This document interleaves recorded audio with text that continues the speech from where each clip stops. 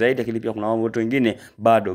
Kumbuka michuano hii inatarajiwa kufanyika mwakani. Yes, inatarajiwa kufanyika mwakani, ambapo moja kwa moja kila timu inatamani iweze kufanya yale ambayo itaweza kuyavuna katika michuano hii, ambapo mwakani kwenda kushiriki kombe la dunia. Kumbuka kwa upande wa timu za Afrika mambo kidogo si mabaya sana kwa kipindi hichi. Kumbuka at least wanazidi kung'ang'ania, nafasi zinazidi kuongezeka tu, kwamba washiriki wanazidi kuongezeka wakati ambavyo timu zinafanya vizuri. Hili sababishwa na timu ya taifa ya Morocco, ambao moja kwa moja baada ya kufika hatua ya nusu finali na kushika nafasi ya 4, basi moja kwa moja ya timu hizo za kombe la dunia kwa msimu ulioweza kupita ulifanyika kule nchini Qatar, basi mambo kwa mwaka huu yanazidi kufanya kuwa mazuri zaidi, ambapo kila timu ikifanya vizuri zitazidi kufanya kuongeza nafasi za kuweza kufuzu ama kushiriki timu nyingi zaidi katika michuano hiyo ya kombe la dunia. Je, wewe una maoni gani? Sisi tuko hapa kujulisha kwamba michuano hii yote inakuja kupitia moja kwa moja viwanja 26 tofauti. Unachotakiwa tu ni kuhakikisha umegusa alama ya subscribe na turn on notification, hapo kila mechi inapokuja kuendelea